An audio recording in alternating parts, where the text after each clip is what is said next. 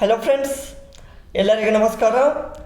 ಕರ್ನಾಟಕ ರಾಜ್ಯ ರಸ್ತೆ ಸಾರಿಗೆ ನಿಗಮದಲ್ಲಿ ಖಾಲಿ ಇರುವಂಥ ಚಾಲಕ ಕಮ್ ನಿರ್ವಾಹಕ ಅಂದರೆ ಡ್ರೈವರ್ ಕಮ್ ಕಂಡಕ್ಟರ್ ಈ ಒಂದು ಹುದ್ದೆಗಳ ಒಂದು ಅಂತಿಮ ಆಯ್ಕೆ ಪಟ್ಟಿಯನ್ನು ಪ್ರಕಟಣೆ ಮಾಡಲಾಗಿದೆ. ತುಂಬ ಅಭ್ಯರ್ಥಿಗಳು ತುಂಬ ದಿನದಿಂದ ಕೇಳ್ತಾಯಿದ್ರು ಈ ಒಂದು ಲಿಸ್ಟ್ ಬಗ್ಗೆ. ಸೊ ಈ ಒಂದು ಅಂತಿಮ ಆಯ್ಕೆ ಪಟ್ಟಿ ಇದು ಫೈನಲ್. ಓಕೆ, ಇದರಲ್ಲಿ ಆದಂಥ ಅಭ್ಯರ್ಥಿಗಳು ಇನ್ನು ನಿಮ್ಮ ಒಂದು ಮುಂದಿನ ಒಂದು ಆದೇಶ ಪತ್ರವನ್ನು ಪಡಿಬಹುದು. ಅರ್ಥ ಆಯ್ತಾ? ಸೊ ಇಲ್ಲಿ ಈ ಒಂದು ಆಯ್ಕೆ ಪಟ್ಟಿಯಲ್ಲಿ ಅಭ್ಯರ್ಥಿ ಹೆಸರು, ಡೇಟ್ ಆಫ್ ಬರ್ತು ಮತ್ತು ನಿಮ್ಮ ಪಡೆದ ಅಂಕ ನೋಡಿ, ಮಾರ್ಕ್ಸ್. ಓಕೆ, ಈ ಒಂದು ಅಂಕಗಳ ಒಂದು ಇದೇನಿದೆಯಲ್ಲ, ಸೊ ಈ ಅಂಕಗಳನ್ನು ಇಲ್ಲೆಲ್ಲ ಏನಪ್ಪ ನೋಂದಣಿ ಮಾಡಿದ್ದಾರೆ.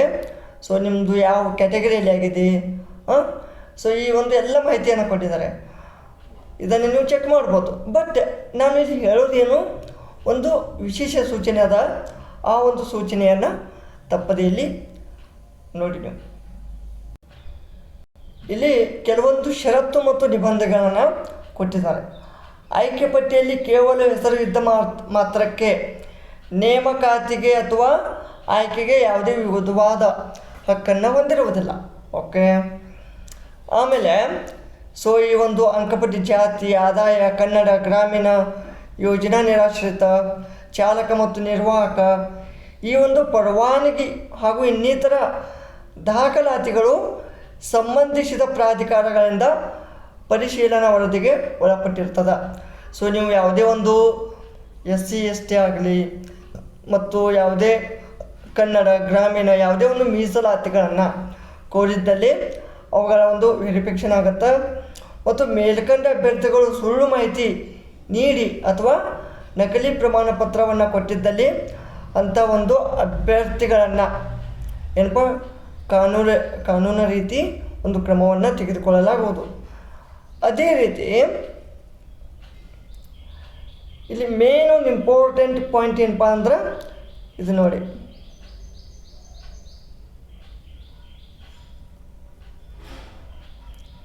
ಇಲ್ಲಿ ನೀವು ಇದನ್ನು ನೋಡಬೇಕಿಲ್ಲ.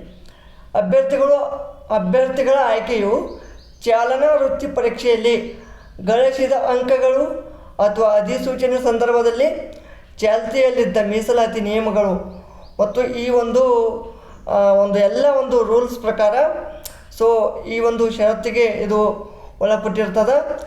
ಮತ್ತು ಇನ್ನೊಂದು ವಿಶೇಷತೆ ಏನಪ್ಪ ಅಂದರೆ ಸೊ ಇದು ಆಯ್ಕೆ ಪಟ್ಟಿಯ ಜ್ಯೇಷ್ಠತೆ ಅನ್ವಯ ಈ ಒಂದು ಹುದ್ದೆಗಳ ಲಭ್ಯತೆ ಅನುಸಾರವಾಗಿ ಇದನ್ನು ಹಂಚಿಕೆ ಮಾಡಲಾಗಿದೆ. ಅರ್ಥ ಆಯ್ತಾ? ಸೊ ಇಲ್ಲಿ 1 ಇಯರ್ ನಿಮಗೆ ಟ್ರೈನಿಂಗ್ ಇರುತ್ತೆ, ತರಬೇತಿಗೆ ಒಳಪಡಬೇಕಾಗುತ್ತದೆ. ಅರ್ಥ ಆಯ್ತಾ? ಆಮೇಲೆ